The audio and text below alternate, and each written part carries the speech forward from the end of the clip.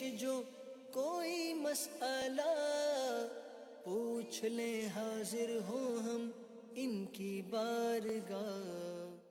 الحمدللہ رب العالمین والصلاة والسلام علی خاتم النبیین اما بعد فاعوذ باللہ من الشیطان الرجیم بسم اللہ الرحمن الرحیم الصلاة والسلام علیکہ یا رسول اللہ وعلی آلکہ واصحابکہ یا حبیب اللہ الصلاة والسلام علیکہ یا نبی اللہ وعلی آلکہ واصحابکہ یا نور اللہ۔ مدنی چینل کے ناظرین، پروگرام دارالفتاء اہل سنت میں آپ کو خوش آمدید کہتے ہیں۔ اللہ رب العالمین ہم سب کو دین اسلام کے احکامات سیکھ کر سمجھ کر ان پر عمل پیرا ہونے کی توفیق عطا فرمائے۔ ہمارے پیارے رسول صلی اللہ علیہ وآلہ وسلم کا فرمان عظمت علی شان ہے کہ قیامت کے دن میرے سب سے زیادہ قریب ترین وہ ہوگا جو مجھ پر کثرت سے درود پڑھتا ہوگا۔ صلو علی الحبیب صلی اللہ تعالی علی محمد صلی اللہ علیہ وآلہ وسلم۔ ناظرین کرام، ذوالحجہ کا مبارک مہینہ اور یہ مبارک راتیں کہ یہ وہ مبارک ایام ہے کہ جس میں عبادت کیا جانا اللہ کو بڑا پسند ہے۔ ان مبارک ابتدائی 9 دن میں روزے رکھنے کی خاص طور پر اہمیت، اور 9 ذوالحج یوم عرفہ کا روزہ یہ خود بہت ایک فضیلت والا روزہ، بلکہ نفلی روزوں میں کہیں کہ افضل ترین روزہ تو 9 ذوالحج یوم عرفہ کا روزہ یہ فرمایا گیا۔ قربانیاں بھی کیجئے اور ساتھ ساتھ جو یہ مبارک دن ہیں ان میں اللہ پاک کی عبادت بھی کیجئے۔ آپ کے سوالات ہوں گے تو انشاءاللہ ان کے جوابات بھی پیش کریں گے۔ اول تاخیر ہمارے ساتھ پروگرام میں شامل رہیں۔ ہمارے آج کے اس پروگرام میں ہمارے ساتھ شامل ہیں مفتی محمد حسان عطاری صاحب۔ حضرت آپ کو خوش آمدید کہتے ہیں۔ جزاک اللہ، ویلکم بیک دارالفتاء اہل سنت کے پروگرام میں۔ جزاک اللہ۔ ماشاءاللہ، کیسا رہا ہے آپ کا یہ ایک خاص دینی ٹور آپ کا تھا، اور میرا خیال فرسٹ ٹائم تھا جی، تو کیا کچھ حال حوال بتائیں کہ کس طرح کے پروگرام آپ نے باقاعدہ جو یو کے میں جا کر مختلف آپ کے دینی کام کی مصروفیت رہی؟ بسم اللہ الرحمن الرحیم۔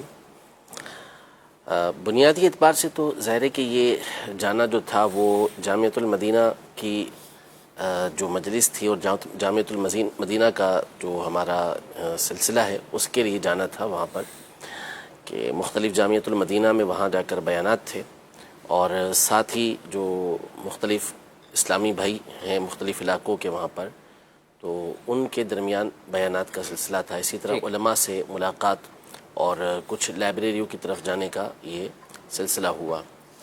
تو مجموعی طور پر الحمدللہ کافی اچھا سلسلہ رہا، اور بہت ہی زیادہ مصروف یہ ٹف شیڈول تھا۔ ہاں، بہت ٹف شیڈول تھا، اور یوں کہہ لیں کہ مجھے بلایا انہوں نے، پہلے کہا تھا کہ آپ نے مہینے بھر کے لیے آنا ہے، تو میں نے منع کر دیا تھا کہ میں مہینے بھر کے لیے نہیں آ سکتا، صحیح، میں زیادہ سے زیادہ 13 سے 14 دن کے لیے آ سکتا ہوں۔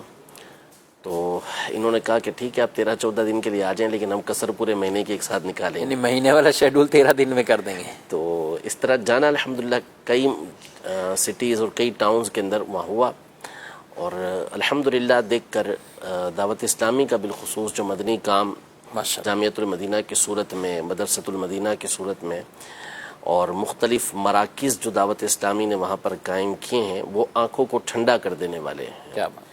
یعنی ایسے ملک کے اندر کہ جو اسلامی ملک نہیں ہیں، اور وہاں پر اس طرح کا کام ہونا، دین متین کی خدمت ہونا، اور وہاں دیکھ کر یہ معلوم ہوتا تھا کہ دعوت اسلامی جو ہے وہاں کے مسلمانوں کے لیے ایک بہت بڑی نعمت ہے، سبحان اللہ، کہ ان کے لیے ایک رہنمائی کا ذریعہ بھی بنی ہوئی ہے، اور پھر اس کے بعد ان کے بچوں کی تربیت کے حوالے سے، ان کے بچوں کے لیے قرآن مجید فرقان حمید کی تعلیم کے حوالے سے، اور پھر جو بچے عالم بننا چاہیں اس ملک کے اندر، ان کے لیے بھی دعوت اسلامی نے زبردست سہولت وہاں پر فراہم کی ہوئی ہے۔ تو یوں ایک اللہ تبارک و تعالیٰ کی وہاں پر نعمت ہے دعوت اسلامی، کہ اللہ پاک نے وہاں کے رہنے والوں کے لیے انعام کیا ہے کہ اس ملک کے اندر ان کو یہ نعمت عطا کی ہے۔ تو الحمدللہ اس حوالے سے بہت اچھا میں نے وہاں سے یوں کہہ لیں کہ ایک نتیجہ اور ایک اچھا مجھے سکون ملا دیکھ کر ان کو، کہ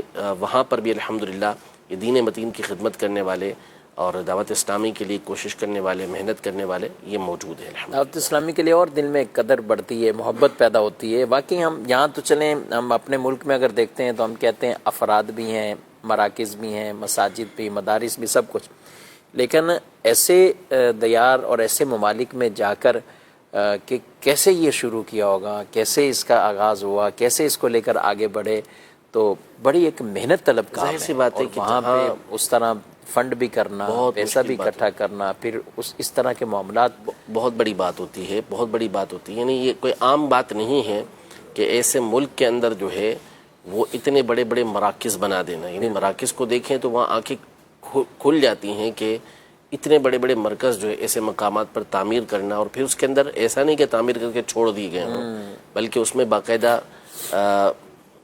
کسی جگہ پر جامعۃ المدینہ قائم ہے تو ساتھ مدرسۃ المدینہ بھی قائم ہے، پھر بچوں کا مدرسۃ المدینہ ہے تو بچیوں کا بھی الگ ہے، کیا بات، پھر جامعۃ المدینہ صرف اسلامی بھائیوں کا نہیں، اسلامی بہنوں کے بھی جامعۃ المدینہ وہاں چل، اور یہ بھی درجات کافی ہوئی، یعنی ایسا نہیں کہ ابھی آغاز ہوا ہے، دور حدیث تک وہاں، دور حدیث تک دور حدیث تک وہاں جو ہے وہ سلسلہ جاری ہے۔ کیا بات، اور پھر اس کے علاوہ دارالمدینہ وہاں پر قائم ہے، اس کے علاوہ اور تعلیمی سلسلے یہ الگ ہیں، اور پھر اس کے بعد قافلے اس ملک کے اندر سفر کرنا۔ میرا جب ایک جگہ بیان تھا تو بیان ہی 3 دن کے مدنی قافلے میں جو اسلامی بھائی آئے ہوئے تھے ان کے درمیان تھا، کیا بات ہے، کہ وہاں 30 کے قریب اسلامی بھائی جو ہے وہ 3 دن کے مدنی قافلے میں آئے ہوئے تھے، اور اسی، یعنی ایسا نہیں کسی اور ملک سے آئے ہوں، اسی ملک سے انہوں نے دوسرے شہر سے سفر کرتے ہوئے وہاں پر پہنچے ہوئے تھے۔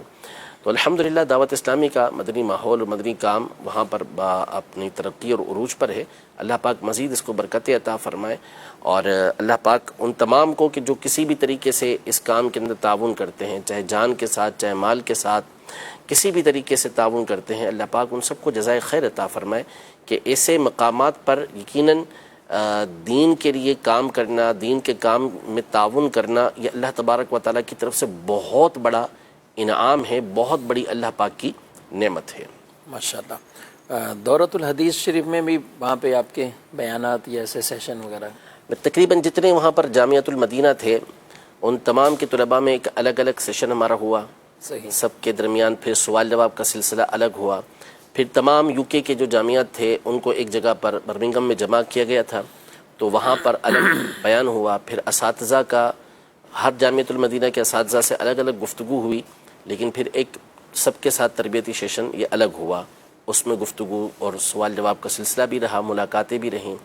تو یوں جامعۃ المدینہ تقریباً تمام کے تمام جو تھے ان میں جا کر بھی بیانات ہوئے، اور کئی ایسے تھے کہ جن کو ایک جگہ پر جمع کر کے پھر وہاں پر بیان کا سلسلہ ہوا۔ اب مزید کب جانا ہے؟ کچھ باتیں، ارادے، نیتیں انہوں نے آپ سے لی ہیں کہ آپ نے کب آنا ہے؟ نیتیں تو برحال محبتیں تو بہت دی ہیں اسلامی بھائیوں نے، ظاہر ہے کہ جو محبتیں وہ سارے امیر علیہ سنت کے قرب کا صدقہ ہیں، الحمدللہ۔ تو محبتیں تو بہت تھیں اور مطالبے بھی بہت تھے، روکنا بھی چاہتے تھے، دعوتیں بھی بہت زیادہ دیں کہ یہیں رک جائیں، لیکن ظاہر ہے کہ کام یہاں پر بھی بہت سارے ہیں، تدریس ہے، دارالفتہ ہے، پھر اس کے بعد امامت ہے اور دیگر کام ہوتے ہیں، تو اب جتنا ممکن تھا وہ وقت دے دیا، اب جب اللہ پاک نے توفیق دی اور میسر ہوا تو جانے کا ہوگا، لیکن بہرحال اتنی جلدی اب جانے کی ترکیب نہیں ہوگی، ٹائم لگے گا جلدی نہیں، یا جہاں بھی ظاہر مدنی مرکز کی طرف سے ایک جب کہا جائے گا تو ظاہر ہے پھر انشاءاللہ، تو پھر اللہ کے حکم سے انشاءاللہ، بلکہ وہاں نہیں تو چلیں دیگر ممالک میں جہاں کہیں بھی، یعنی جہاں اللہ کے حکم سے، اصل میں ظاہر ہے کہ جو کام ہیں وہ دونوں طرفہ ہیں، یعنی بعض چیزیں وہ ہوتی ہیں کہ جو یہاں رہ کر زیادہ مضبوطی کے ساتھ کی جا سکتی ہیں، بعض افراد یہاں رہ کے اچھا کام کر سکتے ہیں، بعض وہاں جا کے اچھا کام کر سکتے ہیں، تو جہاں دین کا کام ہو اللہ پاک دین کی خدمت بھی دے لے، خلوص بھی دے دے، اور اس کے ذریعے سے آخرت بھی ہماری سنور جائے۔ آمین آمین، ماشاءاللہ۔ بہرحال ناظرین کرام، پیاری پیاری گفتگو بھی آپ سن رہے ہیں۔ مفتی حسان صاحب آج کافی دنوں بعد ویسے مدنی مذاکرے میں تو ماشاءاللہ آپ زیارت کر رہے ہیں، لیکن دارالفتہ سنت کے پروگرام میں کچھ بیچ میں گیپ ہوا ہے، اور یہ دینی سفر ہی تھا ان کا، میں نے کہا کچھ اس پہ گفتگو کریں، اور دعوت اسلامی کے وہاں کے دینی کاموں کے حوالے سے بھی ہم بھی سنیں، ہماری آنکھیں بھی ٹھنڈی ہوں، ہماری سماعتوں کو بھی لطف آئے کہ الحمدللہ باہر جا کر واقعی جو آتا ہے نا تو وہ پھر اس کا اقرار کیے بغیر وہ نہیں رہتا کہ اس ملک تک ان ملکوں تک یہ پیغام پہنچانا۔ اور اب بھی آپ دیکھ رہے ہیں ماشاءاللہ نگران شورا، رکن شورا عبدالحبیب بھائی مختلف اعتبار سے ان کے اسفار سفر رہتے ہیں، جانشین اتار کے بھی، اور یہ سب کچھ الحمدللہ فیضان قبلہ شیخ طریقت امیر علیہ سنت دامت برکاتہم العالیہ کا، اللہ پاک انہیں بھی عافیت والی طویل زندگی عطا فرمائے، صحت سلامتی والی زندگی عطا فرمائے۔ آپ کے بڑھتے ہیں سوالات کی طرف، دیکھتے ہیں ہمارے ناظرین کیا پوچھنا چاہتے ہیں۔ جی محمد لقمان عرض کر رہا ہوں اکاڑا سے۔ عمرہ کے حوالے سے تھا کہ عمرہ کے دوران نفلیت طواف کیا ہے تو اس کے نفل نہیں پڑے ہیں، اس کے بارے میں کیا حکم ہے؟ جی نفل نہیں پڑھی انہوں نے، طواف کر لیا، نفل نہیں پڑے ان کے۔ طواف کوئی بھی کیا جائے تو اس کے بعد 2 رکعت نفل پڑھنا یہ واجب ہوتا ہے، ضروری ہوتا ہے، اور بہتر یہی ہوتا ہے کہ اگر مکروہ وقت نہ ہو کہ جس میں نفل پڑھنا منع ہوتا ہے تو اگر وہ وقت نہیں ہے تو پھر نفل فوراً پڑھ لیے جائے، تاخیر اس میں نہ کی جائے کہ یہی سنت مبارکہ ہے۔ لیکن یہ نفل جو ہے وہ جب بھی پڑھے جاتے ہیں ادا ہی ہوتے ہیں، قضا نہیں ہوتے۔ اگر کسی نے کسی اور وقت میں بھی ادا کیے تو یہ نوافل اس کے ادا ہو جائیں گے، تو لہذا اگر ابھی ادا نہیں کیے تو اسے ادا کر لیں۔ اگر حرم میں ہیں تو بہتر یہی کہ حرم کے اندر ہی ادا کریں، اور اگر آپ حرم میں نہیں ہیں، کہیں اور جا چکے ہیں، تو اس مقام پر بھی ادا کرنا یہ ضروری ہوگا، اسے ادا کر لیں۔ لیکن جب بھی ادا کریں گے ادا ہی کی نیت ہوگی اور یہ ادا ہی ہوں گے، قضا نہیں ہوں گے۔ بہتر یہ ہے کہ جب بھی طواف کریں تو اگر کوئی عذر نہیں ہے تو اسی وقت کے نوافل پڑھ لیے جائیں۔ ٹھیک ہے، یعنی یہاں اپنے ملک آ چکے ہیں تو اب یہاں پڑھ لیں، یہاں بھی پڑھنا ہوگا جی، یہاں بھی مطلب وہ نفل ادا ہو جائیں گے، ادا ہوں گے۔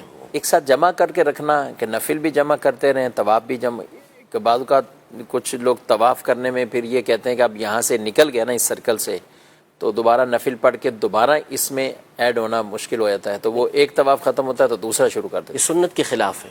اچھا، سنت مبارکہ یہی ہے کہ طواف کرنے کے بعد اگر کوئی عذر نہیں ہے، جیسے مثال کے طور پر آپ عصر کے فرض پڑھنے کے بعد طواف کر رہے ہیں، صحیح، تو اب چونکہ آپ نے فرض ادا کر لیے ہیں تو اب آپ نفل نہیں پڑھ سکتے عصر کے بعد جب تک کہ غروب آفتاب نہ ہو جائے، تو اس وقت تک آپ چونکہ نفل پڑھ نہیں سکتے، لہذا اب اگر عصر کے بعد آپ نے عصر کے فرض پڑھنے کے بعد طواف شروع کیا اور اب وقت باقی ہے، آپ چاہتے ہیں دوسرا طواف بھی کر لیں، تو اب طواف آپ کر سکتے ہیں، پھر دونوں کے نفل ملا کے پڑھ لیں۔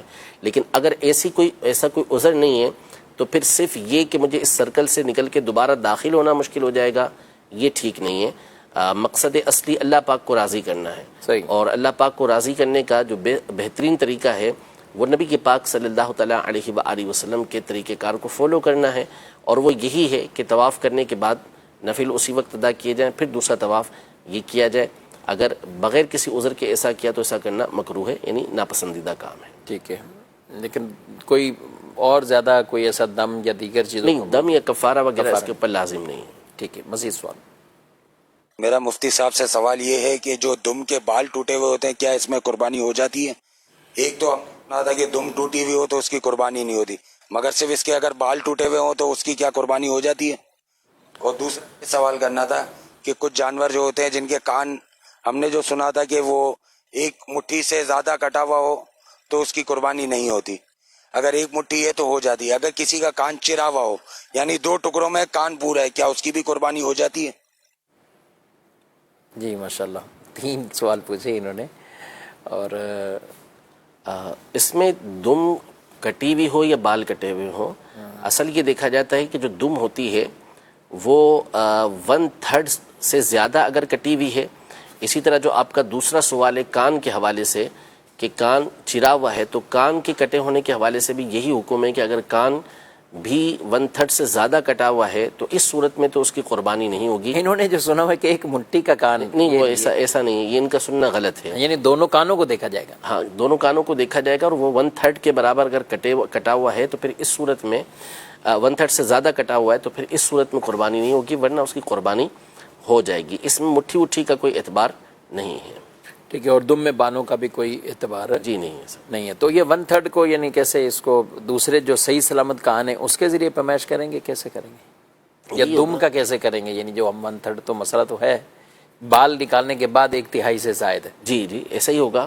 اب یہ تو اندازہ ہی کرنا پڑے گا اس کے تجربے کار، دم جتنی ہوتی ہے اس کو دیکھ لیا جائے، اور اس کے اعتبار سے ویسے یہ تو بالی کا کہہ رہے ہیں تو اس میں تو کوئی مسئلہ ہی نہیں ویسے بھی۔ اور کان کا مسئلہ یہ ہے کہ اگر وہ 1/3 سے زیادہ کٹا ہوا ہے تو پھر اس صورت کے اندر قربانی نہیں ہوگی، ورنہ قربانی ہو جائے گی۔ ٹھیک ہے جی، مزید سوال۔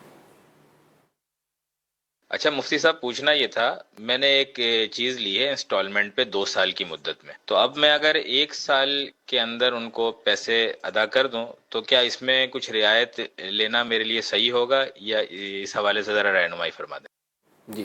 جی اگر وہ یہ ادا کر دیتے ہیں تو پھر تو اس کا حساب کرنا پڑے گا، اور جو اس کے اندر قسطوں کے حوالے سے کمی بنتی ہے وہ اس بندے کو ان کو دینا ضروری ہوگا، یعنی یہ کمی کرنا ضروری ہوگا۔ اب اس کا حساب لگا لیں کہ مثال کے طور پر 2 سال کی جو قسطیں ہیں اس کے حساب سے جو رقم بنتی تھی وہ 1 لاکھ روپے زائد بنتی تھی، صحیح۔ اب یہ 1 سال کے اندر ادا کر دیتے ہیں تو مثال کے طور پر وہ رقم جو قسطوں کے حساب سے بنتی ہے وہ 70,000 روپے بنتی ہے، تو یہ 70,000 ہی ادا کریں گے، 30,000 اوپر ادا نہیں کریں گے۔ صحیح، یعنی اس یہ ضروری میں وہ ان کو ڈسکاؤنٹ دے گا، یہ جی بالکل دے گا، لازمی ہے اس جن کے اوپر۔ بعد جی تو یہ شروع میں کیا طے کرنا اس کے لیے ہوگا کہ میں کبھی بھی بیچ میں دے دوں یا کیا نہیں، ہوگا؟ یہ کوئی ضروری نہیں ہے اس طرح، یہ ضروری نہیں، اس نے پیسوں کا انتظام کر لیا تو کر اب لیا وہ دے دیتا ہے تو ٹھیک ہے، کیونکہ قسطوں کے مقابلے میں ہے تو جتنی قسطیں اب موجود ہیں تو اتنی ہی قسطوں کی زیادتی وہ ان کو دے گا۔ اچھا یہی سوال ہے تو پھر اس کے بعد ایک اور سوال لوگوں کی طرف سے آتا ہے کہ یہ یہاں تو ہم نے کم کر دیا، لیکن کچھ ایسے بھی ہوں گے نا جو ہم سے 2 سال پہ لے کر گئے لیکن 2 سال سے اوپر ہو گئے، 6 مہینے 8 مہینے 4 مہینے، تو اب ہم اتنا اضافہ بھی کر لیں؟ نہیں، اضافے کی اجازت نہیں ہے، زیادتی جائز نہیں ہے، کیونکہ یہ آپ اس سے آپ کا اس کے اوپر دین ہے، قرض ہے اس کے اوپر، اور اب آپ اس پر جو زیادتی لیں گے یہ سود ہو جائے گا، تو یہ جائز نہیں ہے، ایسا نہیں کر سکتے۔ ہاں یہ ہو سکتا ہے کہ اگر اس نے کوئی قسط لیٹ کی ہے تو اب آپ اس سے مطالبہ کر سکتے ہیں کہ آپ جتنی بھی قسطیں وہ آپ ایک ساتھ دے دیں، یہ نہیں ہو سکتا کہ آپ زائد رقم کا اس سے مطالبہ کریں۔ ٹھیک ہے، چند سوالات SMS کے شامل کرتے ہیں۔ کیا عورتیں نماز پڑھتے وقت دونوں پاؤں کے ٹخنے ملا کر نماز پڑھیں گی یا کچھ بیچ میں فاصلہ رکھیں گی؟ ملا کر رکھنا تو کہیں پڑا نہیں ہے کہ ان کے لیے ملا کر رکھنا ہو، بس حکم یہی ہے، مردوں کا بھی حکم یہی ہے، عورتوں کے لیے اس میں کوئی الگ سے تخصیص کہیں پڑی نہیں کہ وہ ملا کے رکھیں۔ حکم یہی ہے کہ کم از کم جو ہے وہ 4 انگل کا فاصلہ یہ ہونا چاہیے، اور زیادہ سے زیادہ ایک بالشت اگر کسی وجہ سے رکھنا ہو تو اتنا ہونا چاہیے، باقی ملا کے بالکل نہیں رکھنا چاہیے کہ دونوں ٹخنے اس طریقے سے آپس میں ملا دیے ہیں، اس میں مرد و عورت کا کوئی فرق نہیں ہے۔ ٹھیک، اچھا انگلیاں چٹکانے سے کیا وضو ٹوٹ جاتا ہے؟ نہیں، انگلیاں چٹکانے سے وضو نہیں ٹوٹتا، کہ اگر انگلیاں چٹکائیں تو ایسا نہیں ہے کہ اس سے کوئی وضو توڑنے والی بات پائی گئی ہو۔ ہاں انگلیاں چٹکانے کے احکام الگ ہیں کہ بعض صورتوں میں اس کی اجازت نہیں ہوتی اور بعض صورتوں میں اجازت ہوتی ہے اور بعض صورتوں میں ناپسندیدہ ہوتا ہے، جیسے کوئی نماز کی حالت میں ہے یا نماز کا انتظار کر رہا ہے تو اس میں چونکہ حدیث پاک میں منع کیا گیا ہے تو اس لیے اس وقت انگلیاں نہیں چٹکائے گا۔ صحیح، اور نماز سے فارغ ہو چکا ہے یا ویسے کہیں جا رہا ہے تو بلا وجہ یہ انگلیاں چٹکانا یہ منع ہے کہ ایسا نہ کرے، اور اگر کوئی وجہ ہے، سستی کو دور کرنا ہے، راحت حاصل کرنا ہے، اس لیے چٹکا رہا ہے تو پھر اس میں کوئی حرج بھی نہیں ہے۔ اس میں کوئی حرج نہیں ہے۔ اچھا چارپائی پر بیٹھے ہیں، پاؤں لٹک رہے ہیں، تو کیا زبانی یا دیکھ کر قرآن کی تلاوت ہو سکتی ہے؟ بالکل ہو سکتی ہے، کوئی حرج نہیں ہے اس میں۔ اگر آپ چارپائی پہ بیٹھے ہیں یا کرسی پر بیٹھے ہیں اور پاؤں آپ کے لٹکے ہوئے ہیں تو اس میں کوئی حرج نہیں ہے۔ ہاں البتہ سیدھے آپ لیٹے ہوئے ہیں تو اس کو ادب کے خلاف قرار دیا گیا ہے، اس میں یہ کہا گیا کہ پاؤں کو بندہ سمیٹ لے تاکہ ادب کا تقاضا یہ پورا ہو سکے۔ ٹھیک ہے، ماشاءاللہ۔ جی ناظرین، آپ سوالات بھیجتے رہیں، انشاءاللہ انہیں بھی شامل کریں گے۔ SMS بھی جو آئیں گے تو کوشش ہوگی تو زیادہ سے زیادہ آپ کے SMS بھی ہم پروگرام کا حصہ بنائیں اور ان کے جوابات آپ تک پہنچائیں۔ مزید بڑھتے ہیں آپ کے سوالات کی طرف۔ جی میرا سوال یہ ہے کہ جو حصے کی قربانی ہوتی ہے اس میں 7 افراد ہوتے ہیں، اور اگر کسی ایک کا انتقال ہو جائے تو پھر اس قربانی کا کیا ہوگا؟ ان 6 افراد کی قربانی ہو جائے گی؟ جو 7ویں افراد کی رقم ہے کیا وہ اس کے ورثہ کو واپس کرنی ہوگی؟ جی اجتماعی قربانی یا حصے کی قربانی کے حوالے سے کسی شریک کا انتقال ہوتا ہے، جی اس کو بھی ہم لیتے ہیں مزید سوال۔ مفتی صاحب سے میرا یہ سوال تھا کہ جو قضا نماز ہے اس میں اگر عشاء کی نماز قضا ہو گئی ہے تو فرض آج پڑھ لیں اور وتر کل پڑھ سکتے ہیں، تو رہنمائی فرما دیں۔ جی فرض آج پڑھیں گے اور وتر بعد میں ادا کریں گے، کیا فرماتے ہیں مفتی صاحب؟ فرض آج پڑھیں گے، وتر بعد میں پڑھیں گے، ایسا بھی ممکن ہے؟ یعنی جیسے مثال کے طور پہ کل کی ان کی عشاء کی نماز قضا ہو گئی، اب یہ اس کی آج قضا کر رہے ہیں اور یہ چاہتے ہیں کہ آج فرض پڑھ لیں اور کل مثال کے طور پر وطر پڑھ لیں، تو ایسا کرنا درست ہے، لیکن اس میں چند پہلو ہوں گے۔ نمبر ایک کہ اگر یہ صاحب ترتیب ہے تو پھر حکم تو یہی ہوگا کہ فجر کی نماز پڑھنے سے پہلے ہی صاحب ترتیب، یعنی جس کی 5 سے زیادہ نماز قضا نہ ہوئی ہوں، تو پھر اس کے اوپر لازم ہوتا ہے کہ یہ اگلی نماز کے آنے سے پہلے اس نماز کو پڑھ لے گا، تو فجر کی نماز سے پہلے اسے ادا کرنا ہوگا، عشاء کے فرضوں کو اور وطر کو، ورنہ یہ بہرحال بعد میں بھی اس انداز میں ادا کر سکتے ہیں اگر صاحب ترتیب نہیں ہے تو، لیکن بہرحال اس میں تاخیر کرنا نہیں چاہیے، بلا وجہ تاخیر نہ کرے، فرض ادا کرے اور ساتھ میں وطر بھی ادا کر لے، جو اس کی قضا ہے اسے کر لے، تاکہ اس کے اندر تاخیر اس کی طرف سے واقع نہ ہو۔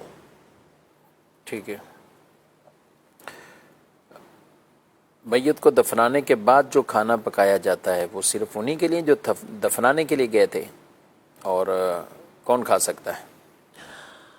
میت کو دفنانے کے بعد جو کھانا کھلایا جاتا ہے اس میں جانے والوں اور نہ جانے والوں کا کوئی لحاظ نہیں ہے۔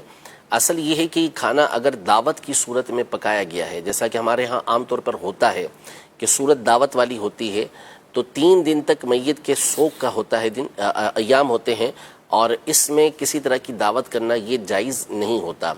تو اگر دعوت کی صورت ہے تو پھر تو اس میں کھانے کی اجازت نہیں ہے۔ یہ کھانا صرف اور صرف ایسے افراد کے لیے ہوتا ہے کہ جو مسکین ہوں، شرعی فقیر ہوں، تو ایسوں کا کھانا درست ہوتا ہے۔ غنی جو ہوتا ہے، مالدار جو ہوتا ہے، وہ اسے نہیں کھا سکتا۔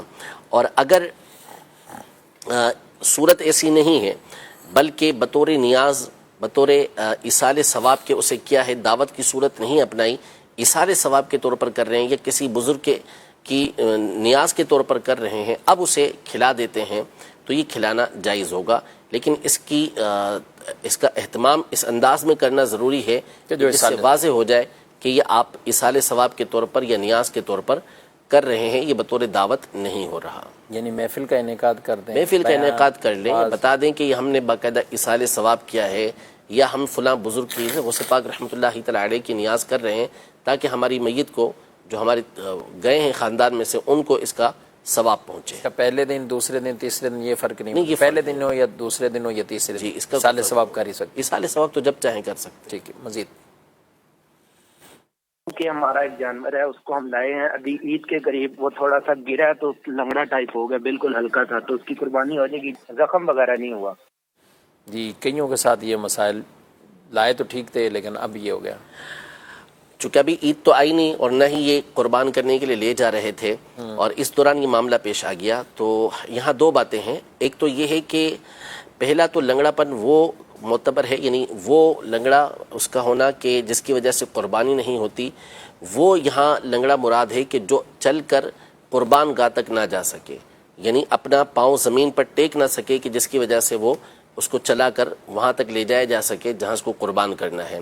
تو ایسی کنڈیشن اگر اس کے پاؤں کی ہو چکی ہے، اس انداز میں وہ لنگڑا رہا ہے، تو یہ واقعی قربانی کے لیے ایک ایسا عیب پیدا ہو جائے گا کہ جس کی وجہ سے قربانی نہیں ہوگی، اور اگر اس سے کم ہے تو ویسے ہی قربانی ہو جائے گی۔ تو اب یہ دیکھ لیں کہ اگر عید کے ایام آنے تک کوئی ایسی صورت بن جاتی ہے کہ اگر واقعی اس کا لنگڑا پن ایسا ہو گیا ہے کہ جس کی وجہ سے قربانی نہ ہو، تو اس وقت تک اگر یہ صحیح ہو گیا تو ٹھیک ہے، مسئلہ نہیں ہے، اور اگر صحیح نہ ہوا تو پھر اگر آپ غنی ہیں تو آپ کو صحیح جانور لے کے اس کو قربان کرنا یہ ضروری ہوگا۔ ٹھیک ہے۔ اچھا، بعض کا جانور چل لیتا ہے لیکن 3 پاؤں پہ چل لیتا ہے، تو اس کا مطلب نہیں وہ پاؤں رکھ کے تو نہیں چل پا رہا نا، وہ تو اس کا مطلب ہر ایک زمین پہ پاؤں رکھ کے اس پہ جیسے وزن ہوتا ہے تو اس طرح چلے۔ جی بالکل۔ ٹھیک ہے جی۔ مزید نام محمد فرحان ہے۔ میرا سوال یہ ہے کہ مفتی صاحب، ایک آنکھ والا جانور یا کمزور لاگر جانور، اس کی قربانی جائز ہے یا نہیں؟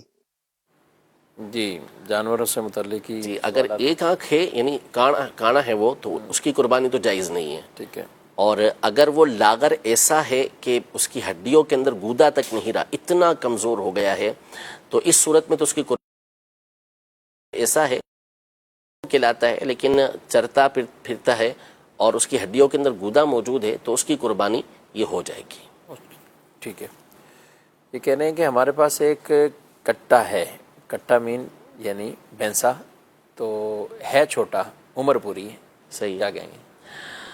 آج کل تو ویسے ہی یہ بہت چلا ہوا ہے بھینس کی قربانی کے حوالے سے، تو الحمدللہ اس پر قدیم سے علماء کے دلائل موجود ہیں، اور اس پر اجماع ائمہ اربعہ کا بھی ہے، اور کئی اس کے اوپر لغت کے حوالے سے دلائل موجود ہیں کہ بھینس کی قربانی یہ بالکل درست ہے۔ قرآن مجید فرقان حمید کی آیت کے بعض لوگوں نے حوالے دے دیے تو وہم ایسا پیدا کیا کہ گویا کہ قرآن کی آیت سے بھینس کی قربانی کا ناجائز ہونا ثابت ہوتا ہے، حالانکہ قرآن مجید فرقان حمید میں قربانی کے نہیں بلکہ حلال جانوروں کی گفتگو کی گئی ہے، وہاں پر جو گفتگو ہے 8ویں پارے میں سورۃ الانعام کے اندر، نمبر 1 یہ، نمبر 2 یہ کہ وہاں نو بیان کی گئی ہے کہ کس کس نو کے جانور آپ قربان کر سکتے ہیں، تو اس پر اجماع ہے کہ جو بھینس ہے وہ گائے کی نو ہے، یعنی گائے کی قسم ہے، گائے کی ایک صنف ہے، تو اس میں سے اس کو شمار کیا گیا ہے تو اس کی قربانی جائز ہوتی ہے۔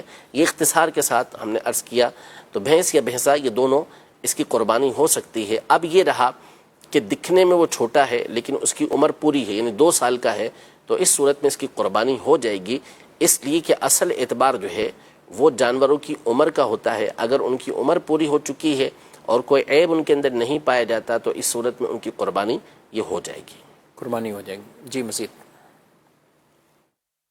میرا نام محمد احسن ہے۔ میرا مفتی صاحب سے یہ سوال ہے کہ قربانی کے جانور میں عقیقہ کیا اور اس کے گوشت سے مہمانوں کی دعوت کری، ایسا کرنا جائز ہے یا نہیں؟ جی، عقیقہ بھی کیا اور دعوت بھی کی۔ جانور جس وقت قربان کیا اس وقت نیت آپ کی عقیقے کی ہونی چاہیے، یعنی جانور میں جتنے آپ حصے کر رہے ہیں ان تمام کے اندر یہ لازم ہے کہ آپ کی نیت اللہ تبارک و تعالیٰ سے، کہ اللہ تبارک و تعالیٰ کی عبادت کی ہو، تقرب کی ہو، یہ نیت ہونی چاہیے۔ اب چاہے آپ قربانی کی نیت سے کر رہے ہیں، چاہے آپ عقیقے کی نیت سے کر رہے ہیں، واجب قربانی ادا کر رہے ہیں یا نفل قربانی ادا کر رہے ہیں، باہر صورت یہ چیز ضروری ہے۔ لیکن قربانی ہو گئی، اب اس کے گوشت کو آپ جس مقصد کے لیے چاہے استعمال کر سکتے ہیں، چاہے اسے کھائیں، چاہے کسی کو تحفے میں دے دیں، چاہے آپ کھلائیں، چاہے آپ دعوت کریں، دونوں صورتیں جائز ہیں۔ عقیقے کے گوشت سے بھی دعوت کی جا سکتی ہے، عقیقے کے جانور کے گوشت کی بھی دعوت کی جا سکتی ہے، اور قربانی کے جانور کے گوشت سے بھی دعوت کی جا سکتی ہے۔ ٹھیک ہے، بہتر کیا حکم اس صورت میں کیا کرنا؟ بہتر تو وہی ہے جو قربانی کے مشہور احکام ہے اس کے گوشت کے، کہ 3 حصے کیے جائیں، ایک حصہ جو ہے وہ اپنے لیے رکھ لے بندہ، ایک حصہ غریبوں کو دے، اور ایک حصہ اپنے عزیز و اقربا جو رشتہ دار دوست احباب وغیرہ ہیں ان کے درمیان تقسیم کرے۔ ٹھیک ہے، کچھ اور بھی سوالات جو ہیں وہ ہمارے پاس آ رہے ہیں۔ قربانی کے گوشت کا بھی جس کو چاہیں کہہ رہے ہیں مرضی دے سکتے ہیں، یا اس میں بھی کوئی خاص خیال کر کے ہی تقسیم کرنا چاہیے؟ بالکل بہت خیال رکھنا پڑے گا، یہ تو عبادت کا، آپ نے جو عبادت کی ہے اس کا گوشت آپ کو حاصل ہوا ہے، تو جو شرعی احکام ہوں گے یہاں اس کا تقاضا پورا کرنا ضروری ہے۔ بہت سارے ایسے افراد یہ مانگنے کے لیے آ جاتے ہیں، سوال کرنے کے لیے آ جاتے ہیں جو گوشت کے مستحق شرعن بھی نہیں ہوتے اور ان کو دینا بھی درست نہیں ہوتا، یعنی وہ ایسے افراد ہوتے ہیں کہ جن کا مانگنا ہی جائز نہیں ہوتا اور لوگ انہیں دے رہے ہوتے ہیں۔ تو بعض تو وہ ہوتے ہیں کہ جو مسلمان ہی نہیں ہیں تو ان کو تو قربانی کا گوشت دے ہی نہیں سکتے، اسی طرح بعض وہ ہیں کہ جو مسلم ہوتے ہیں لیکن وہ ایسے حاجت مند نہیں ہوتے کہ ان کو سوال کرنا یعنی مانگنا یہ درست ہو جائے، تو وہ سوال کر رہے ہیں، مانگ رہے ہیں، تو اس کا مطلب ہے وہ ناجائز کام کر رہے ہیں۔ اب آپ ناجائز سوال پر ان کو دے رہے ہیں تو یہ آپ کا دینا بھی درست نہیں ہے۔ عام مدد ہوتی قربانی کے گوشت میں بھی اس کو دیکھیں گے؟ بالکل دیکھیں گے، ظاہر سی بات ہے، یعنی عام اس طرح زیادہ دیکھیں گے اس میں، صحیح، کہ یعنی عام مدد تو چلو صدقہ نہ ہو، ایسے کوئی صورت ہو تو اس کے احکام جدا کرنا ہو جاتے ہیں، اگرچہ اس کی بھی اجازت نہیں ہوتی، لیکن یہاں تو چونکہ آپ نے قربانی کی ہے اللہ کی رضا کے اندر، اللہ کی راہ کے اندر آپ نے جانور قربان کیا ہے، تو پھر آپ کو اس کے احکام زیادہ سیکھنے ہوں گے، تو لہذا ایسے مسلمان کو دیں کہ جو اس کا مستحق ہو، ہر ایک کو دینے کی بھی اجازت نہیں، اور یہ ہمارے یہاں عام ہو چکا ہے، چونکہ ہر معاملے کے اندر ہمارے یہاں فارمیلٹی پوری کرنا ہوتی ہے تو لوگ اسے کر لیتے ہیں، یعنی بعض علاقے ہیں جن کے بارے میں معروف ہے کہ عید کے دنوں میں شام کو اگر وہاں چلے جائیں تو وہاں قصاب جو ہیں، گوشت فروش جو ہوتے ہیں، وہ منوں میں گوشت خرید رہے ہوتے ہیں ان لوگوں سے، اتنا گوشت وہاں پر انہوں نے جمع کیا ہوا ہوتا ہے جسے وہ بیچ رہے ہوتے ہیں، بلکہ اس کی ویڈیوز بھی چلتی ہیں۔ تو اب یہ مقصد ہی ختم ہو گیا نا اس چیز کا، کہ آپ گوشت کے ذریعے سے کسی غریب کی مدد کرتے، کسی شرعی فقیر کی مدد کرتے، لیکن سارا کا سارا جو مقصد تھا وہ فوت کر کے رکھ دیا، تو ایسا ہرگز نہیں کرنا چاہیے۔ ہر معاملے میں فارمیلٹی کو پورا نہ کیا کریں، اسے نہ نبھایا کریں، بلکہ آگے بڑھ کر کوشش کر کے ایسے افراد کو تلاش کریں کہ جو اس کے مستحق ہوں اور ان تک پہنچائیں۔ ٹھیک ہے، ٹھیک ہے جی، مزید آپ کے سوالات کچھ اور مزید شامل کرتے ہیں جی۔ عارف بات کروں منڈی کا ہوگا، سے پوچھنا یہ ہے کہ درود بندہ پڑھتا ہے تو وہ کیا ایک شوق یا لگن کی صورت میں وہ تیز تیز پڑھ سکتا ہے جتنا تیز پڑھ سکتا ہے؟ جی مزید سوال؟ میں نے کہا نماز پڑھتے ہیں تو بہت برے خیال آتے ہیں۔ تیز تیز درود پاک پڑھنا شوق لگن کی وجہ سے؟ تیز تیز میں دو باتیں ہو سکتی ہیں، آواز تیز کی ہے یا اسپیڈ تیز کی ہے۔ تو اگر اسپیڈ تیز کی ہے تو پھر اس میں یہ دیکھا جائے گا کہ جو پڑھ رہے ہیں وہ صحیح طریقے سے پڑھ سک رہے ہیں یا نہیں پڑھ سک رہے۔ ایسا نہ ہو کہ تیز پڑھنے کی وجہ سے، اسپیڈ میں پڑھنے کی وجہ سے لفظ ٹوٹنا شروع ہو جائیں اور صحیح طریقے سے اس کی ادائیگی نہ ہو۔ تو صحیح ادائیگی کے ساتھ، توجہ کے ساتھ اسے پڑھیں۔ اور اگر تیز پڑھنے سے مراد آواز کا بلند کرنا ہے تو وہ جائز ہے، جبکہ اس کی وجہ سے کسی دوسرے کو تکلیف نہ پہنچے۔ کوئی قرآن پاک پڑھ رہا ہے، کوئی نماز پڑھ رہا ہے، کوئی سویا ہوا ہے یا کوئی بیٹھا ہوا ہے اور آپ کے پڑھنے کی وجہ سے اس کو تکلیف ہو رہی ہے تو پھر بلند آواز سے بھی نہ پڑھیں، اتنی آواز سے پڑھیں کہ آپ کے کانوں تک آپ کی آواز پہنچ جائے، ورنہ بلند آواز سے پڑھنا یہ ٹھیک ہوگا۔ دوسرے بھائی کا سوال تھا، ان کو نماز میں خیالات پیدا ہوتے ہیں، نماز میں سے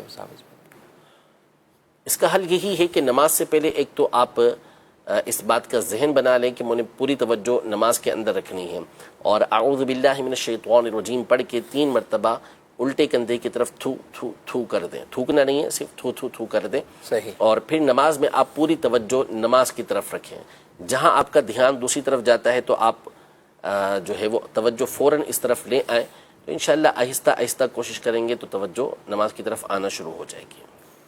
جی کچھ ایس ایم ایس بھی ہیں، ان کو بھی انشاءاللہ ہم شامل کرتے ہیں۔ سوالات جانوروں سے متعلق، کہہ رہے جانور لائے تھے لیکن چوری ہو گیا تو اب کیا کریں؟ ایسے بندے کو دوبارہ قربانی کرنی ہوگی؟ اللہ پاک خیر فرمائے، حفاظت فرمائے۔ جی بعض کے تو جانور کچھ عیب پیدا ہو جاتا ہے، بعض اوقات ویسے ہی جانور چوری ہو گیا۔ اچھا جی کچھ جانور ایسے ہوتے ہیں کرنٹ لگ کے یا کچھ ایسے واقعات بھی ہوتے ہیں کہ مر جاتے ہیں، تو کیا حکم ہوگا؟ اگر وہ شخص غنی ہے، یعنی صاحب نصاب ہے، اور اس کے پاس اتنا مال ابھی بھی موجود ہے کہ وہ دوسرا جانور خرید سکتا ہے، یعنی صاحب نصاب ابھی بھی ہے وہ، تو پھر اس صورت میں اس پر دوسرا جانور لے کے قربان کرنا یہ ضروری ہوگا۔ صحیح۔ اور اگر شریف فقیر ہے تو وہ جانور چونکہ مر گیا جو وہ لے کر آیا تھا اور اس کی قربانی اسی جانور کے ساتھ متعین تھی، تو لہذا اب اس کے اوپر قربانی دوسری کرنا ضروری نہیں ہوگا، لیکن جو غنی ہے اس پر دوسری قربانی کرنا لازم ہوگا۔ غنی پر دوسری قربانی کرنا لازم ہوگا۔ اچھا وہ سوال ایک تھا، شریک کا انتقال ہو جائے، اگر 7 حصے ہیں اور ان حصے داروں میں سے ایک شخص کا انتقال ہو گیا، جی تو اب کیا کیا جائے گا؟ طریقہ، اس کا درست طریقہ کون سا اختیار کیا جائے؟ اس میں یہ ہے کہ جتنے بھی اس کے ورثہ ہیں ان کی طرف سے اجازت لے لی جائے۔ اگر وہ اجازت دے دیتے ہیں تو اس صورت میں سب کی قربانی ہو جائے گی، یعنی وہ میت کی طرف سے بھی ہو جائے گی، میت کی طرف سے قربانی، کہ میت کی طرف سے قربانی کر دی جائے تو میت کی طرف سے بھی قربانی ہو جائے گی اور ان تمام کی بھی ہو جائے گی۔ اور اگر ان کی اجازت کے بغیر اسے قربان کر دیا تو پھر اس صورت میں جانور تو حلال ہو جائے گا لیکن قربانی کسی کی بھی نہیں ہوگی۔ قربانی نہیں ہوگی، کسی کی دوسرے کو بھی نہیں ہوگی، اس کی کوئی خاص یعنی اس کی تفصیل ہے، دارالتعلیق سنت کا اس پہ تفصیل کے ساتھ فتویٰ اس ویب سائٹ پر موجود ہے، کیونکہ یہاں پر قربت کی نیت جو ہے وہ ضروری ہے۔ تو اب میت تو چلی گئی تو اب قربت کی نیت تو نہیں ہو سکتی، وہ ختم ہو گئی۔ اب یہاں پر جو قربت کی نیت ہو سکتی ہے وہ ان لوگوں کی طرف سے ہو سکتی ہے کہ جن کا حصہ اس کے ساتھ متعلق ہو گیا اور وہ ورثہ ہیں، تو اس صورت میں پھر وہ اگر اجازت دے دیں گے تو اب قربت کی صورت ہو جائے گی اور قربانی یہ ہو جائے گی۔ یعنی اس میں بھی دونوں طرف کے لوگوں کو احتیاط کرنی ہے، یعنی اجتماعی قربانی والوں کو تو نہیں پتا بعض اوقات کہ کس کا انتقال ہو گیا یا نہیں ہوا، یعنی انہیں کوئی اطلاع دے گا نا، یعنی ورثہ ہیں یا دیگر ہیں افراد، جی بالکل ایسا ہو سکتا ہے وہ اینڈ ٹائم پہ جائیں کہ وہ ہمارا حصہ تھا، یہ پرچی ہے، ہمیں گوشت دے دیں، انتقال کی خبر دیں ہی نہیں، ان کو بتائیں نہیں۔ تو جب اگر اجتماعی قربانی میں یا کسی کے ساتھ حصہ ملایا ہے اور وہ انتقال کر گئے، لازمی طور پہ بتانا ہوگا یہ انتقال، تاکہ بتا دیں، اور یا پھر سارے کے سارے مل کے اجازت دے دیں۔ صحیح کہ ٹھیک ہے، ہم سب ورثہ جو اجازت دیتے ہیں کہ ان کی طرف سے قربانی ہو گئی ہے تو پھر ٹھیک ہے، پھر ایک الگ بات ہو جائے۔ اچھا اگر حصہ ہی بک کسی بیٹے نے کروایا ہو، مطلب بیٹے نے سب کی طرف سے حصے بک کروائے 3-4 گھر والوں کی طرف سے، تو اب والد صاحب سے بھی پوچھا ہوا ہے کہ آپ کا حصہ تو وہ ٹھیک ہے، اب اسی دوران انتقال ہو جاتا تو بھی سب اب ورثہ سارے کے سارے اس میں آئیں گے، سب سے اجازت لینا ہوگی، اجازت لے کے جا کے پھر ان کی طرف سے قربانی ہو جائے گی۔ یہ کرنا چاہیے، ٹھیک ہے جی۔ مزید سوال؟ یہ گزارش ہے بھائی، یہ درود شریف صلی اللہ علی محمد، یہ پورا درود شریف ہے؟ صلی اللہ علی محمد یہ پورا درود پاک ہے۔ کچھ یہ سمجھتے ہیں کہ اس کے بعد صلی اللہ علیہ وسلم، یعنی یہ دونوں پڑھ لیں گے تب ایک درود بنتا ہے۔ صلی اللہ علی محمد یہ درود پاک پڑھیں گے بھی تو بھی درود پاک پورا ہو جائے گا آپ کا، لیکن چونکہ نبی پاک صلی اللہ علیہ وسلم کی ذات گرامی پر جب درود پاک پڑھیں تو نبی پاک صلی اللہ علیہ وسلم کی آل پر بھی درود پاک پڑھا کریں۔ تو اس میں بہتر طریقہ کار یہ ہے کہ صلی اللہ علی محمد وعلی آلہ وصحبہ اجمعین یہ پورا پڑھیں، ورنہ اگر صلی اللہ علی محمد بھی پڑھا تو اس صورت میں بھی درود پاک آپ کا پورا ہو جائے گا۔ ہاں، اور عادت ہوتی ہے لوگوں کی، اور یہ طریقہ کار ہوتا ہے، اچھا طریقہ کار ہے، صلی اللہ علی محمد صلی اللہ علیہ وسلم یہ پڑھتے ہیں عام طور پر تو 2 درود پاک کا ثواب مل جائے گا انشاءاللہ۔ یعنی یہاں 2 درود پاک شمار، 2 درود پاک شمار، تسبیح پڑھ رہے ہیں تو یہ دونوں الگ الگ شمار کر سکتے ہیں۔ ٹھیک ہے مزید؟ کیا کٹے کی قربانی جائز ہے کیا؟ ابھی تھوڑی دیر پہلے ہی یہ اس پر گفتگو کی ہے، تو کٹے کی بھی جائز ہے، بھینسے کی بھی جائز ہے، بھینس کی بھی جائز ہے، اور بشرطے کہ وہ گائے والے اصول و ضوابط کے مطابق، یعنی ان کی عمر پوری ہو، 2 سال کی عمر پوری۔ حضرت علی رضی اللہ تعالیٰ عنہ کے حوالے سے اس میں آپ نے فرمایا کہ یعنی گائے بھینس جو ہے وہ 7 کی طرف سے کفایت کرے گی، تو ان کی طرف سے بھی بطور خاص موجود ہے اس طرح کی روایت، مسند الفردوس میں یہ روایت موجود ہے۔ اور حسن بصری رحمۃ اللہ، ایک طرح سے اجماع ہے اس کے اوپر، بلکہ امام محمد بن حنبل رحمۃ اللہ حیرت کا اظہار کیا تھا کہ یہ بھی کوئی سوال کرنے والا ہے، یعنی ایسا کسی نے اختلاف کیا سے کسی کو جانتا ہی نہیں ہوں کہ جو اس کی مخالفت کرنے والا ہو، تو یہ بس ایک بعض اوقات کسی کے منہ سے، بڑے کے منہ سے نکل جاتا ہے تو پھر اس کو ضد پکڑ لیتے ہیں، اور ضد پکڑنے کے بعد پھر اس کے اوپر شروع ہو جاتے ہیں، اور کبھی ادھر کی دلیل کبھی ادھر کی دلیل جس کا کوئی تعلق مسئلے کے ساتھ نہیں ہوتا یہ لانا شروع کر دیتے ہیں، اور ایک انتشار کی کیفیت پیدا کر دیتے ہیں۔ رہنمائی علماء حق علماء اہل سنت سے لی جائے، اور وہی انہی کے فتاویٰ کی روشنی میں، ورنہ آج کل ایسا ہوتا ہے کہ منڈی کی طرف ہر کوئی یوٹیوبر بھی رک کر لیتا ہے، دیگر بھی کر لیتے ہیں، اور کچھ ایسے بھی آ جاتے ہیں مائک پکڑ کر، تو اور وہ طرح طرح کے لوگوں کو غلط مسائل بھی بتا کر وہ تشویش میں مبتلا کر دیتے ہیں۔ سینگ کا بھی ایک مسئلہ، یعنی اب سینگ بالکل جانور کا ٹھیک ہے، کسی نے نکالا تھا، نکل گیا، یا چیر دیا، یا اوپر سے کاٹ دیا، تو اس پہ بھی کچھ وضاحت فرما۔ جی، سینگ یہ جانور سے جو چیز مقصود ہوتی ہے ان میں اصل نہیں ہے، صحیح، جانور سے اصل مقصود اس پہ جو جانور سواری کے لیے ہوتے ہیں ان پہ سواری کرنا ہوتی ہے، جن سے دودھ لینا ہوتا ہے ان سے دودھ لینا ہوتا ہے، اور جن سے گوشت لینا ہوتا ہے ان سے گوشت لینا ہوتا ہے۔ سینگ ان میں سے کسی چیز کے اندر نہیں ہے، تو اگر سینگ اوپر سے کاٹ دیا ہے یا پورا ہی کٹ گیا ہے، اب جو زخم نظر آ رہا ہے اس زخم کی وجہ سے قربانی کے اندر عیب پیدا ہو رہا ہے، سینگ کی وجہ سے نہیں ہو رہا۔ تو اگر یہ زخم بھر گیا اور وہ صحیح ہو گیا تو پھر اس صورت میں اس کی قربانی یہ ہو جائے گی۔ ہاں، اس میں پھر وہ صورتیں الگ ہیں کہ جانور کے ساتھ اس طرح کا جو سلوک کر رہے ہوتے ہیں، صحیح، اور جس بے دردی کے ساتھ یہ جانور کا سینگ نکالتے ہیں، الامان والحفیظ، یعنی دیکھنے والے یہ بتاتے ہیں کہ کمزور دل کا بندہ اسے دیکھ بھی نہ سکے کہ جانور کی کیسی اس کے اندر تڑپ ہوتی ہے، اور یہی وجہ ہوتی ہے کہ بعض کا جانور پوری زندگی، یعنی اب ہم بھی سر پہ ہاتھ رکھ سر پہ ہاتھ نہیں رکھنے دیں گے، وہ یعنی شاید وہی تکلیف ایک سر پہ پہلے پہنچ چکی ہے، تو ایک جانور ایسی کئی ہوتے ہیں کہ وہ سر پہ ہاتھ بھی نہیں رکھنے دیں گے۔ میرا تجربہ نہیں ہے اس چیز کا، لیکن ہوتا ہوگا کہ ظاہر ہے کہ ہم سوچیں نا، ہمارے بال تھوڑے سے بال ہی پکڑ کے اگر کوئی زور سے کھینچے اور پوری کوشش کرے کہ کسی طریقے سے اس کو جڑ سے نکالے تو پھر پتہ جائے گا نا کہ کیسی تکلیف ہو رہی ہے۔ تو بعض ایسے ہوتے ہیں یعنی ان کی تعریف کرتے ہیں، بڑا ماہر ہے سینگ نکالنے کے اندر جانور کے۔ اور بھائی ماہر کس چیز کا ہے؟ جانور کو اذیت کے اندر مبتلا کر رہا ہے، تکلیف کے اندر مبتلا کر رہا ہے، اور آپ اس کو ماہر کہہ رہے ہیں۔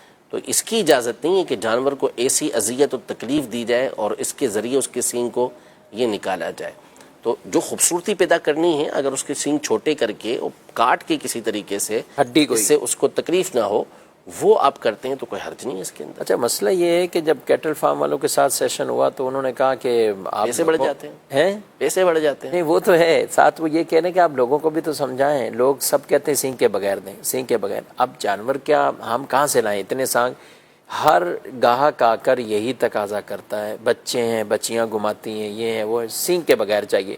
تو بولے یہ تو ہم ان کی ڈیمانڈ پوری کر رہے ہیں, ورنہ ہمارے پورے یہ ڈیمانڈ پوری نہ کریں کچھ عرصے میں صحیح ہو جائیں گے. آپ لوگوں نے حرکت ایسی کی نا, اچھا آپ نے دیے اسے تو پھر نتیجہ یہ نکلا کہ لوگوں کی عادتیں بن گئی اس طرح کی. ورنہ پہلے ہم جب چھوٹے تھے تو بڑے بڑے سینگ والے جو ہوتے وہ زیادہ مشہور ہوا کرتے تھے. اب بھی ہیں کچھ چاند بیل تو اب بھی مشہور ہیں, مشہور ہوتے وہ اپنے سینگ کے اعتبار سے ہیں, لیکن نارمل جو لیتے ہیں لوگ اس میں تو. اچھا میں کہتا ہوں اس میں اگر بکرے کی طرف ہم آئیں تو بکرے کے تو کوئی بھی نہیں کاٹتا, خوبصورت بناتا بھی. بعض بکرے تو سینگوں کے بغیر ملتے ہی ہیں نا, جی بکرے بھی ہوتے ہیں, اسی طرح گائیاں بھی ہوتی ہیں, یعنی بکروں میں یہ کم ہے, ایسا نہیں ہے. تو عادت بنائی گئی نا, تو اس وجہ سے ایسا ہوا. آپ نہ کریں. اور دیکھیں مسئلہ یہ ہے کہ اگر لوگ مانگتے بھی ہیں تو آپ ظاہر ہے کہ اس کی بنیاد پر وہ کام تو نہیں کریں گے نا کہ جس کی شریعت اجازت نہیں دیتی. صحیح. تو اگر لوگ کل سے کچھ اور مانگنے لگیں گے, کچھ اور تکلیف اس کو پہنچانے کا کہیں گے, تو کیا اور تکلیفیں بھی جانور کو پہنچانا شروع کر دیں گے. تو اس کی ہرگز اجازت نہیں ہے کہ اس طرح کی جانور کو تکلیف پہنچائی جائے. جانور کو قربان کرنے کی بھی جو شریعت مطہرہ نے اجازت دی ہے وہ دو صورتوں میں دی ہے, کہ یا تو خود سے تکلیف دور کرنا ہے یا نفع حاصل کرنا ہے. صحیح. جانور پاگل ہو گیا, کتا پاگل ہو گیا اور کاٹنا شروع کر دیا اس نے, تو اب اس سے تکلیف پہنچ رہی ہے تو اس کو اس لیے مار دینے کا حکم دیا. لیکن اس میں بھی کہا کہ اس کو آسان ترین موت دے. صحیح. اذیت و تکلیف کے ساتھ اسے نہ مارے. تو اور ذبح کے بارے میں تو خاص حدیث پاک میں فرمایا کہ اللہ پاک نے ہر چیز کے اوپر احسان کو لکھ دیا ہے, لہذا تم قتل کرو نہیں ذبح کرو تو اس وقت ذبح بھی تم بھلائی کے ساتھ کرو, صحیح, احسان کے ساتھ کرو, نرمی کے ساتھ کرو. تو اس لیے جانور کو بلا وجہ شرعی تکلیف پہنچانے کی اجازت نہیں ہے. اشعار کیا جاتا تھا پہلے دور کے اندر. اشعار کا مطلب یہ ہوتا تھا کہ حج کے لیے جب جانور کو بھیجا جاتا تھا تو اس کے اوپر جو کوہان ہوتا تھا اس کے ایک طرف کٹ لگا دیتے تھے تو اس سے خون نکلتا تھا. صحیح. ٹھیک ہے, اور اس کو اشعار کہا جاتا تھا. تو بعد میں ایسے افراد آئے کہ جن کو یہ کرنا نہیں آتا تھا, یہ اشعار کرنا, یعنی وہ جانور کو اس انداز میں کٹ لگاتے تھے کہ جڑ تک اس کو کاٹ دیتے تھے. تو پھر علماء نے کہا کہ اشعار سنت ہے لیکن اس انداز میں تھوڑی سنت ہے. صحیح. وہ تو ماہر افراد تھے تو وہ یوں کٹ لگاتے تھے کہ اس کے ذریعے سے ایک نشانی بن جاتی تھی, اس کو لیپ دیتے تھے تو پتہ چلتا تھا کہ حج کے لیے جانور اس کو بھیجا جا رہا ہے, حج کی قربانی کے لیے اس کو لے جایا جا رہا ہے. لیکن اگر کوئی اس طرح کرتا تو پھر اس سے فقہاء کرام نے منع فرمایا. امام عامر بن شرحبیل الشعبی رحمۃ اللہ تعالی نے منع فرمایا, امام اعظم ابو حنیفہ رحمۃ اللہ تعالی نے اس کنڈیشن کے ساتھ منع فرمایا کہ ایسا نہ کرو. وہ سنت کی ادائیگی اپنی جگہ پر ہے لیکن وہی کرے گا جس کو یہ سنت ادا کرنا آتی ہو. تو اب جب اس کی اجازت نہیں تو پھر آپ جانور کو ایسی تکلیف کیسے پہنچا سکتے ہیں کہ جس کی شریعت مطہرہ اصلاً اجازت نہیں دیتی, اور ایسی تکلیف ہے کہ جو ناقابل برداشت ہے. بہرحال کیٹل فارم چلا رہے ہیں یا کچھ اور بزنس کر رہے ہیں, ہمیں اس حوالے سے ضرور دارالتاء اہل سنت سے, علماء اہل سنت سے, مفتیان کرام سے اس چیز کے بارے میں رہنمائی حاصل کر لینی چاہیے. اللہ پاک ہم سب کو آسان رزق حلال عطا فرمائے, اور اس کے بیچ میں رزق حلال کے حصول میں اگر کوئی رکاوٹیں ہیں تو اپنی رحمت سے دور فرمائے, اور دین متین پر ہم سب کو چلنے کی توفیق دے. پروگرام کا وقت اپنے اختتام کو پہنچا ہے, آپ سے اجازت چاہتے ہیں. فی امان اللہ. ہادیو رہنما ہمارے علماء ہو کبھی درپیش جو کوئی مسئلہ پوچھ لیں, حاضر ہوں ہم ان کی بارگاہ. کا ایک عظیم و شان زینہ مومنو